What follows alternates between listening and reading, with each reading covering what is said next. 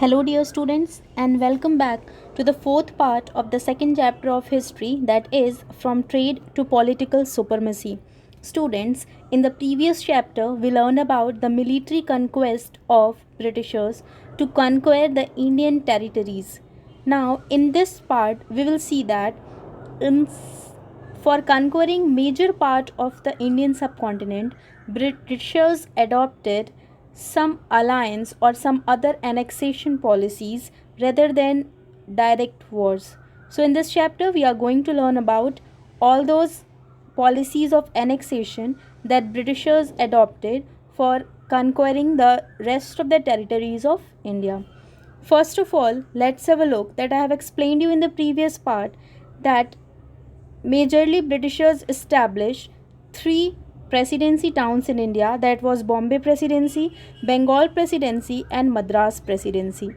These presidencies were controlled by, or we can say that all these presidencies were controlled by their independent governor. Like the Bombay Presidency has governor of Bombay, Bengal Presidency has governor of Bengal, and Madras Presidency had governor of Madras. These presidencies worked independently. Every presidency had one governor who was responsible for the administration of that presidency. Now, I have also explained to you about the headquarters of the presidency. Like the Madras Presidency has its headquarters at Fort St. George, Madras, Bengal Presidency, Fort William, Bengal, and Bombay Presidency, Bombay Castle, Bombay. Now you come to know that who were generally the governor. Governors, when English East India Company came to India in 1600, from that time only they were having governors for taking out the commercial activities of the company.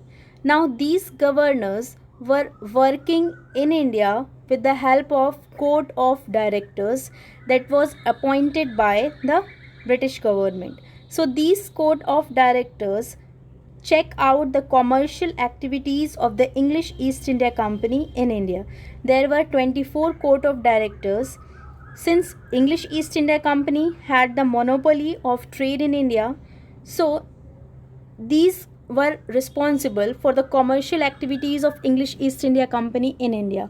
But later on, when or after 1757, after the Battle of Plassey, when English East India Company started spreading as a territorial power or emerging as a territorial power, from that time also these court of directors got two responsibility. First of all, they have to check upon the commercial activities, as well as they started checking upon the political activities of English East India Company in India. From 1600 to 1773, the monopoly remained in the hands of English East India Company.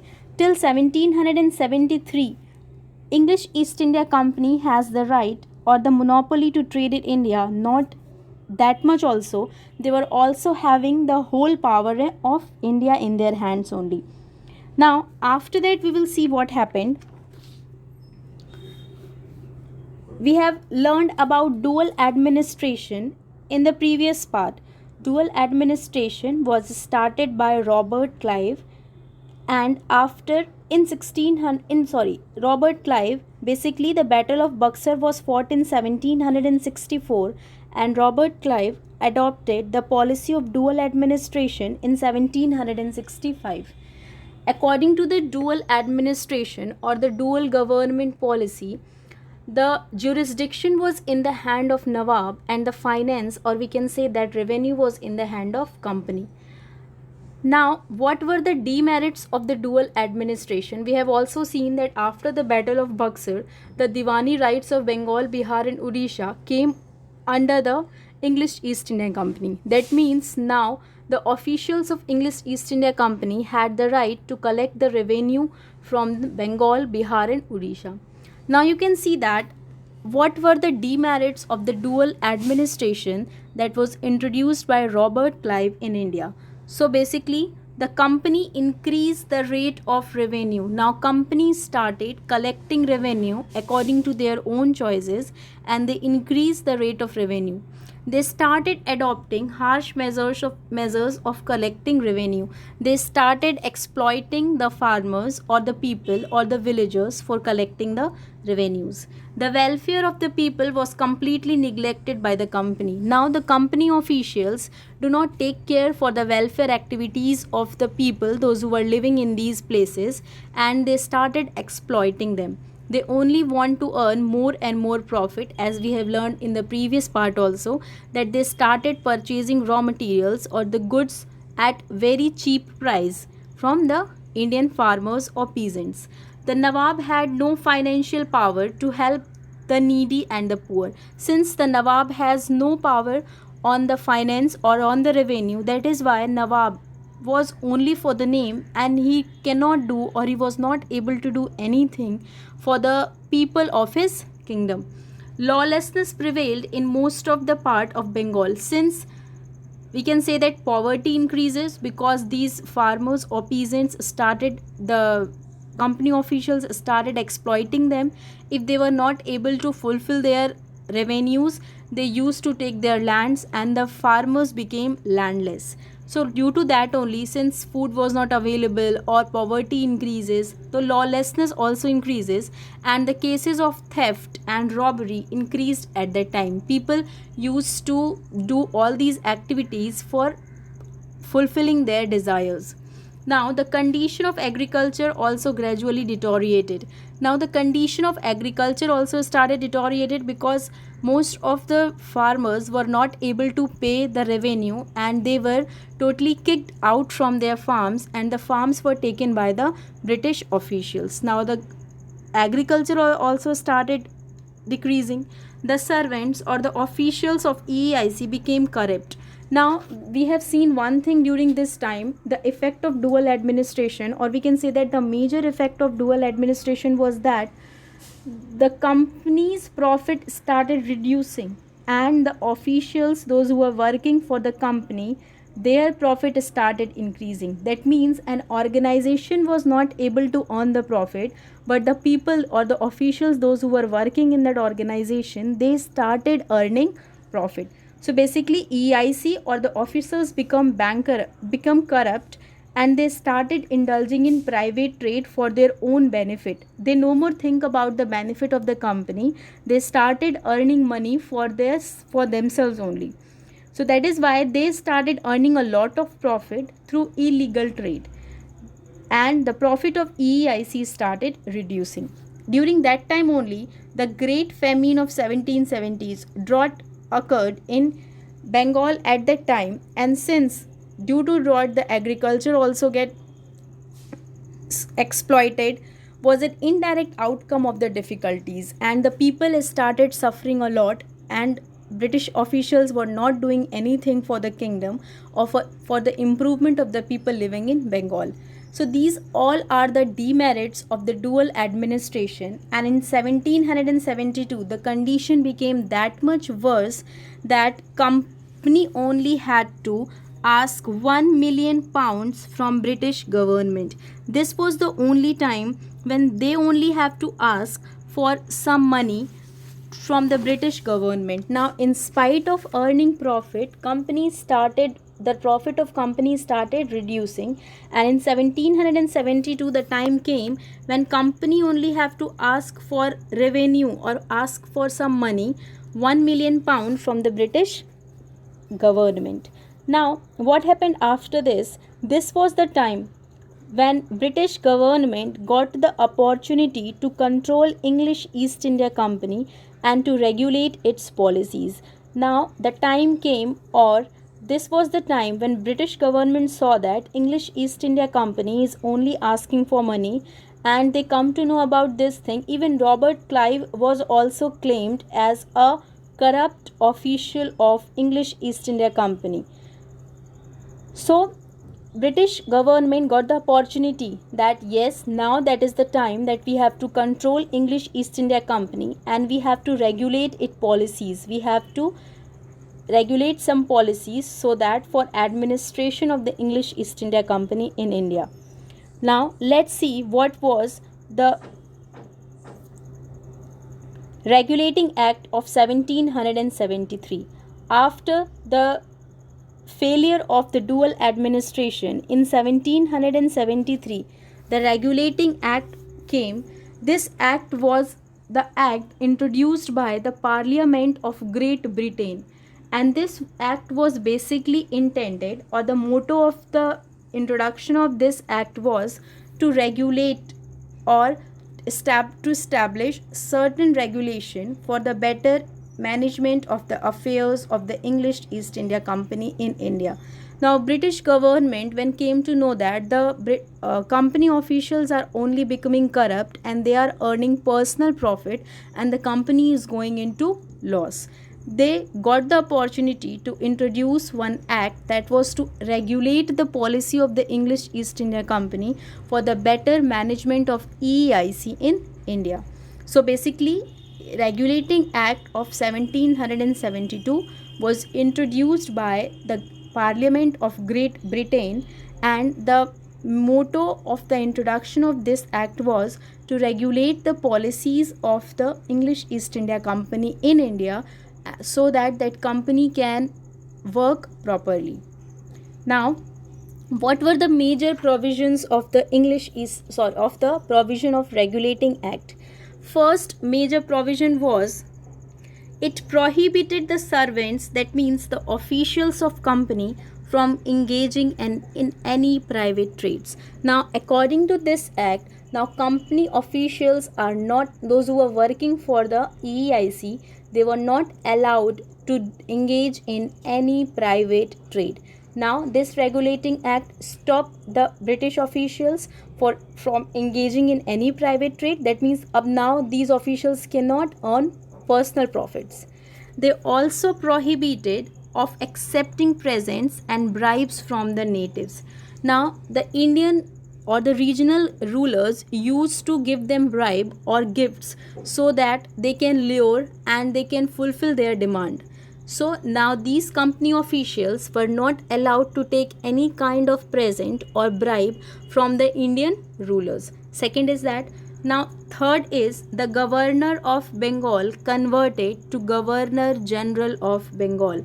Now, the Governor of Bengal is converted into Governor General of Bengal. As you can see, the Governor of Bengal is converted into Governor General of Bengal. Now, according to the Regulate Act of 1773, the Governor of Bengal changes to Governor General of Bengal, and this Madras Presidency and Bombay Presidency came under the Bengal Presidency.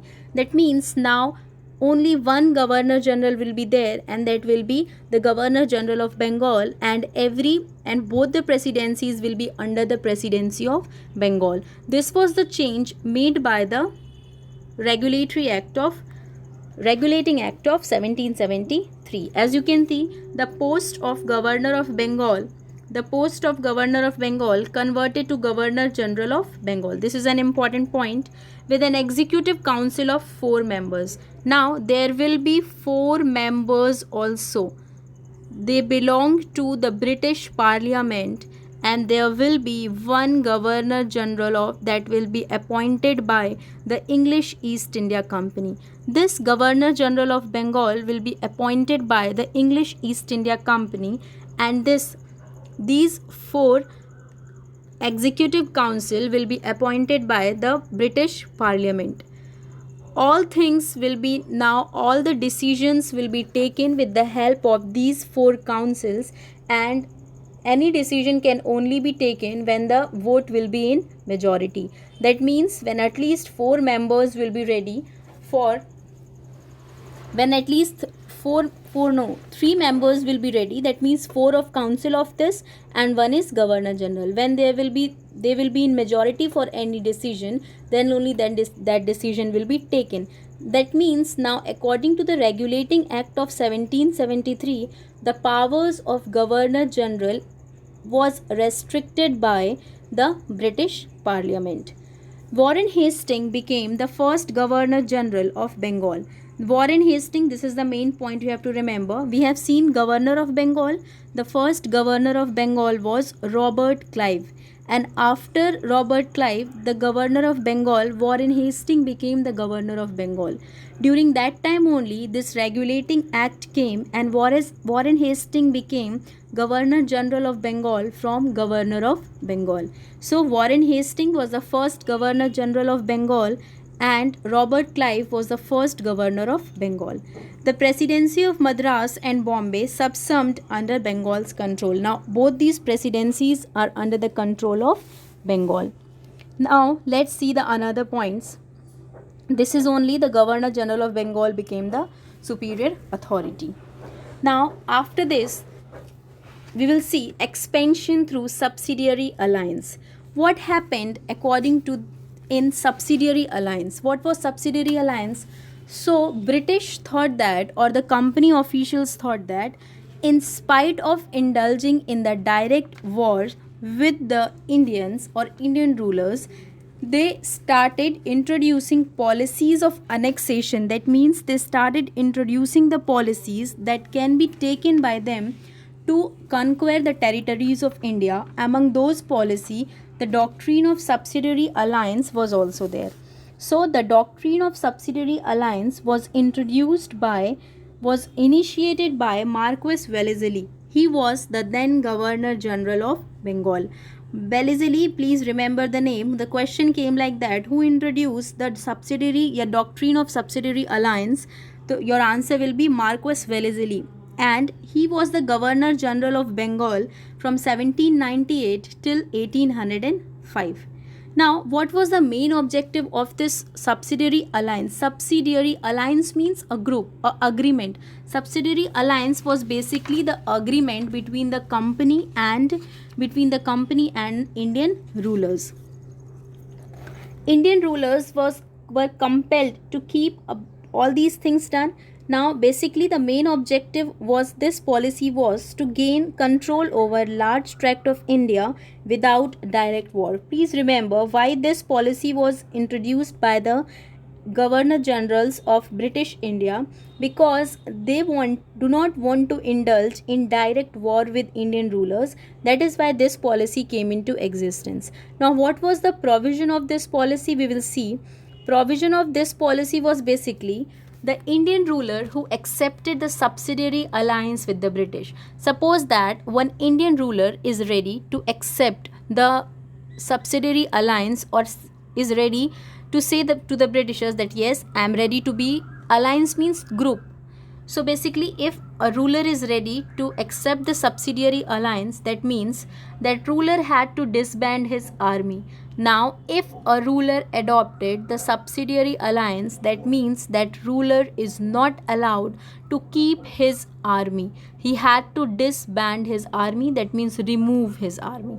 Next, now keep British forces within their territory. If a ruler has adopted the subsidiary alliance, now he had to keep the British forces around their territories. That means now the British forces will protect the territory of that Indian ruler if Indian ruler had adopted the subsidiary alliance. Not only this much, for protecting the Indian territory, those rulers have to provide maintenance of the British forces also. Since the British troops are now protecting the Indian territory, so Indian rulers had to maintain those British troops, had to keep a British official at his court called residence. It is important. Now, the ruler who is accepting the subsidiary alliance, he had to keep one British official in his court. That British official was only known as residents. These residents started interfering into the internal matters of these rulers, had to expel all non-English foreigners from their state. If a ruler is accepting or was accepting the subsidiary alliance, then rather than Britishers, non-English foreigners, all non-English foreigners, they have to expel. That means there should be no French, Dutch foreigners work or live in their states. had to surrender control to their foreign affairs to the British. They have to also surrender their foreign affairs to the British. That means now they were not allowed to establish any kind of relation with any other European power. Next, agree to abide by the decisions of the Britishers. Now these rulers are totally agreed that yes, they are ready to listen to the decisions of the Britishers. According to this policy, Indian rulers were compelled to keep a British troop in his state. They promised not to interfere in state's internal matter, but after that also Britishers kept on poking the Indian. They appointed one resident also who keep on interfering in the internal matters of the Indian rulers. One Indian state couldn't connect politically with other Indian state without company's approval. Like we have seen in the previous Battle of Buxar, that how three rulers of different kingdom combined or make allies or alliance with each other to defeat or to fought with the Britishers. To restrict these type of practices, the person or the ruler who is adopting the subsidiary alliance, they were not allowed to maintain any or to connect any political relation with any Indian state without company's approval. Indian rulers do not declare war or make peace with any other state without British permission. Now the Indian rulers were also not allowed to expend or to engage in direct war with any other kingdom without the Britishers' permission. So basically, subsidiary alliance was a kind of handcuff, hatkadi, for Indian rulers, where British took all the rights away, where Britishers took all the rights from the Indian rulers. As we have seen, first of all, if the ruler is accepting the subsidiary alliance, he had to disband his army, he had to keep British army, he had to pay for the maintenance of the British army, he cannot make any political relation with any state, he do not announce any war on any state, or he do not become friend of any state. He had to expel all non-English foreigners, he had to keep one British official also, he had to surrender control of their foreign affairs to the British. So all these things happened according to the subsidiary alliance. Now, first of all, the subsidiary alliance was accepted by Nizams of Hyderabad in 1798. The subsidiary alliance was introduced in the year 1798 only. Subsidiary alliance was introduced in 1798 only, and as the subsidiary alliance announced, during that time only the Nizams of Hyderabad accepted it. After the Nizams of Hyderabad, Awadh also came under, Mysore came under the subsidiary alliance, Tanjore came under the subsidiary alliance, and Awadh also came under the subsidiary alliance. So this was all about subsidiary alliance, was introduced in 1798 by the then Governor General Lord Marquis Wellesley. The first ruler to accept the subsidiary alliance was Nizams of Hyderabad in 1798. We have to learn all the provisions of the subsidiary alliance. Now, Charter Act of 1833. So, we have seen that earlier the presidencies have governor. Every presidency has governor. Later on, the governor changes to Governor General of Bengal. Now, there was only one Governor General of Bengal, and according to the Charter Act of 1833, when this act came into existence, the Governor General of Bengal, that means this Governor General of Bengal is now changed to Governor General of British India. Now this Governor General of Bengal changes to Governor General of British India. Now that person will be the Governor General of whole India, and all financial and administrative powers were centralized in the hands of Governor General and Council.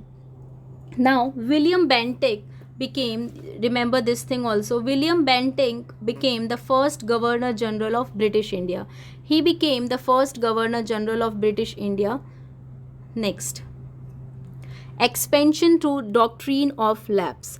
In 1848, when Lord Dalhousie was the Governor General, he introduced one more policy, that was the doctrine of lapse. Lapse means transferred or fallout.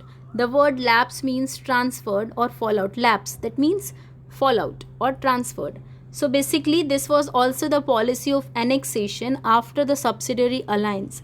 Now, with the subsidiary alliance, the rulers or the Britishers do not get the overall control of the kingdom.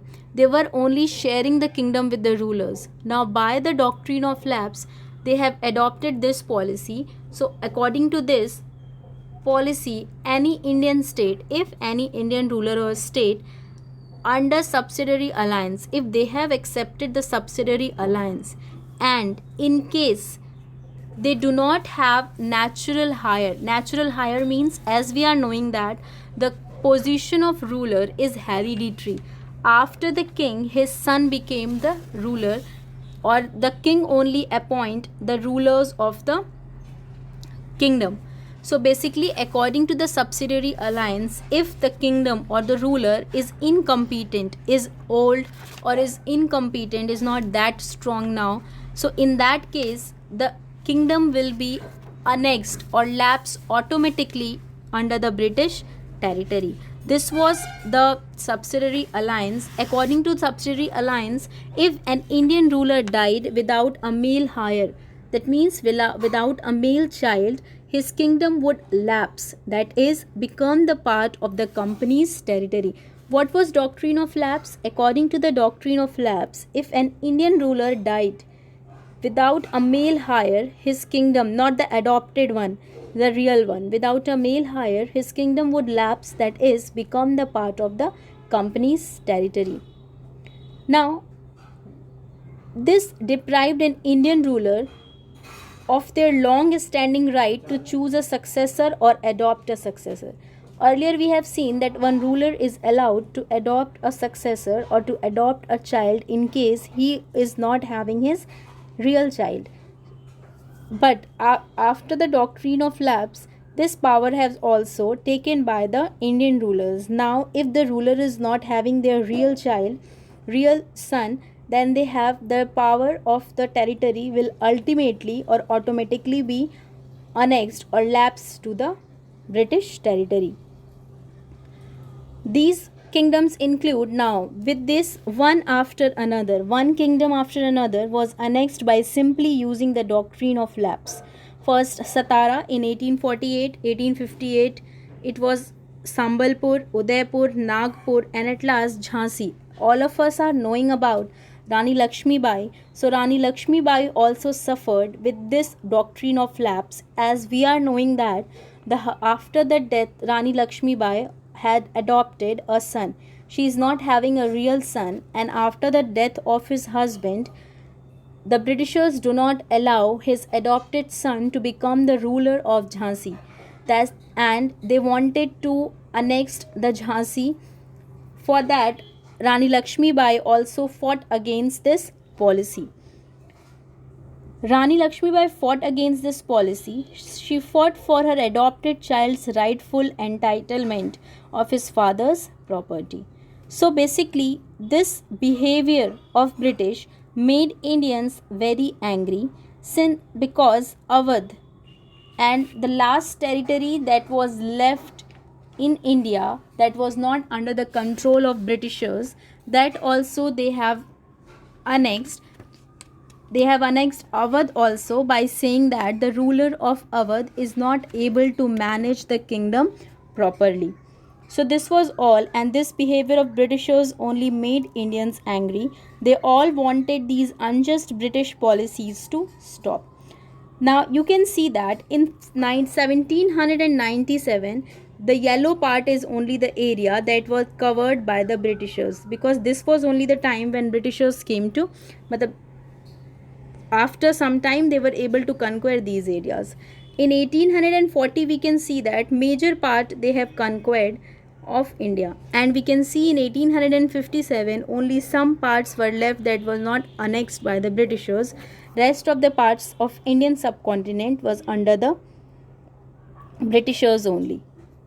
Now, administration of the Britishers. What was the administrative structure of the Indian under Britishers? How after conquering major territories of India, Britishers there was a need of administration so that they can rule efficiently on India. For that, an efficient system of civil administration and army, well trained army was set up by the Britishers. That means civil administration, the professional ones was set up. The what was the system of civil administration was set up to collect land revenue, which was the major source of income for the company. Why civil administration was set up? To appoint some professionals or officials, those who can collect the land revenue or those who can keep the records of the collection of the land revenue. Army, since Britishers were continuously engaging in different wars for conquering Indian territories, so army was also a major aspect of that time. So the army fulfilled the need of the company to expand its territories and wage war against Indian ruler. So ultimately their administration was depend upon two factors. One is civil administration, that means how to collect revenue, and army, that means how to protect their kingdom and how to annex Indian rulers' kingdom. Next, if we will see civil administration. Civil administration, as today we are having bureaucrats.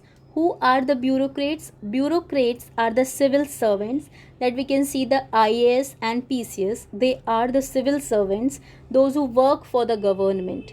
Now, during that time only, civil administration was set up by Lord Cornwallis. Lord Cornwallis was the Governor General of Bengal in 1786.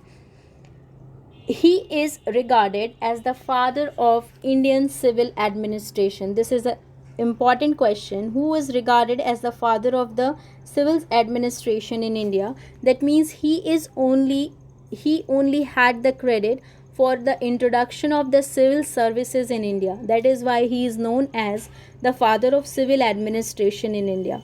He set up the structure of independent civil services in India. In 1800, Lord Wellesley established Fort William College. So basically in 1786, civil services started in India, and in 1800, Lord Wellesley established Fort William College. He established Fort William College in Calcutta to train those civil servants in local languages and customs. The ICS, this is also important, ICS Act of 1861 established the Indian Civil Services.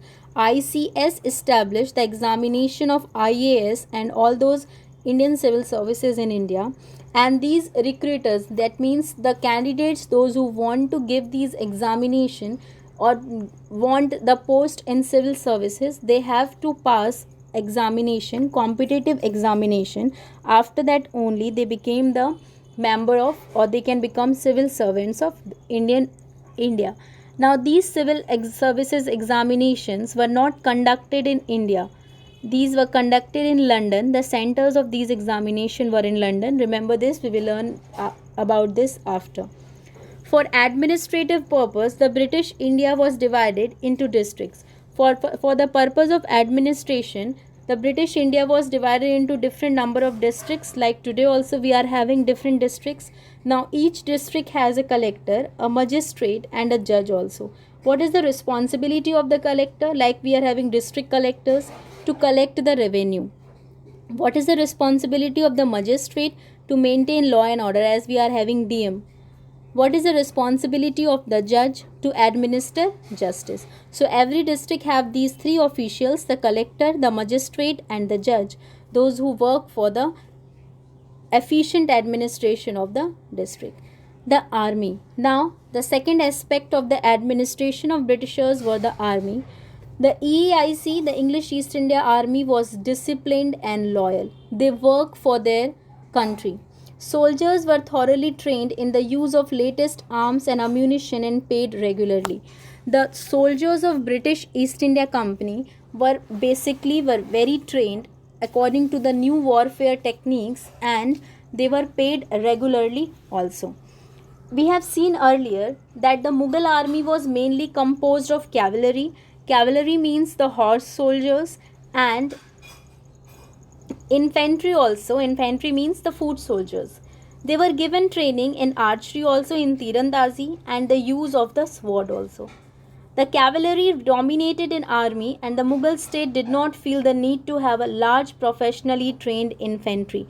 Till the Mughal rule, cavalry has more importance in comparison to the infantry. These were more importance during the Mughal period in comparison to the infantry. But during the British rule in 1820, the cavalry declined its importance and infantry became more important. That means the foot soldier became more important for the Britishers in comparison to the horse soldiers. A change occurred in the 18th century when Mughal successor states like Awadh and Banaras started recruiting peasants into their armies and training them as professional soldiers. The English East India Company also adopted the same method when it began recruitment for its own army, which came to be known as the Sepoy Army, that is soldier or Sipahis in Indian language. Now, basically, the weapons that were used by the Britishers were muskets. The foot soldiers having muskets, as you can see in the picture, the long gun, and matchlocks also. This is also a type of gun in which a piece of wick or cord is placed for igniting the powder. That means they have to, means this is a type of gun only. Now next we can see in the army, soldiers in the army were mostly Indians. You can see that the minimal positions were for the Indians. That means soldiers were basically Indians and officers were basically Britishers. That means soldiers, Indian soldiers were not getting, were provided any type of, what we can say that, promotions in the Britishers army. The highest position held by an Indian soldier was Sepoy, that is Sipahi, and it was known as Subedar.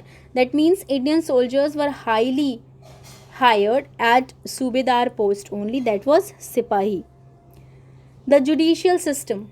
In the beginning, the administration, when Britishers came to India or they started acquiring the territories in India, at that time the justice was carried out according to the traditional laws only. That means according to the laws of Indians only. Hindus were tried out with the help of Shastras.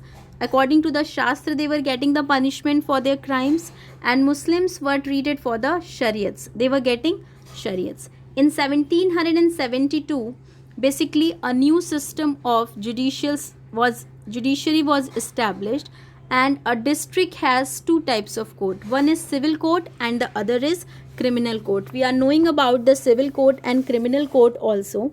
Each district have two courts. One is criminal court and one is civil court. The civil courts were presided over by the company's collectors. We have learned that the right to collect revenue was in the hand of collectors. The civil courts were under the collectors, and the criminal courts were left in the hands of natives. That means the Indian Qazis and Muftis. The Indian Qazi means the Indian lawyer, judges, and Indians, basically the traditional judges of India's. On that only these things depend upon. Muftis were basically the jurist of the Muslim community, and Qazi was a judge. So in 1772, one new system of judiciary was established. Every district is having now civil court and criminal court, like we are having today also.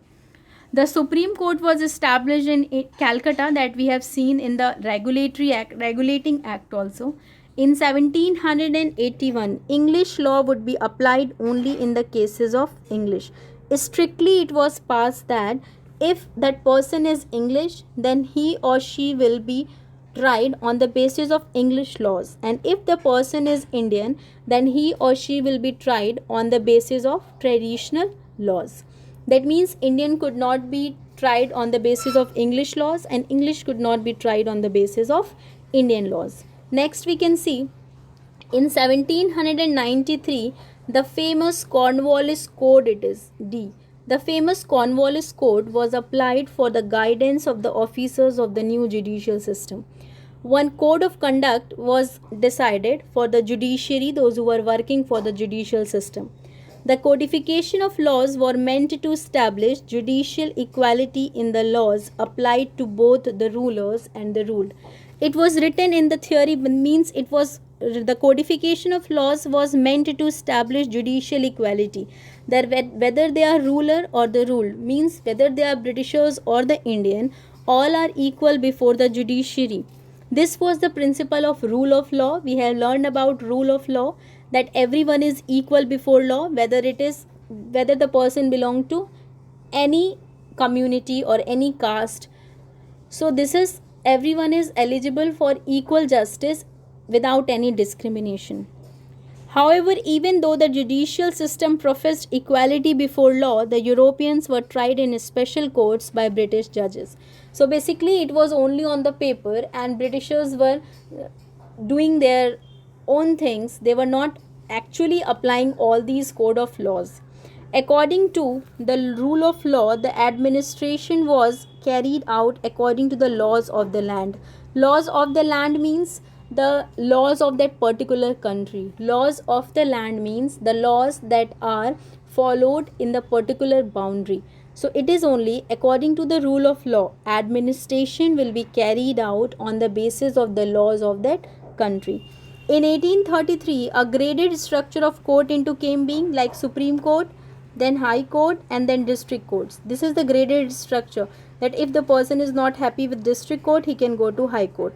If the person is not happy with the judgment of the High Court, he can go to Supreme Court.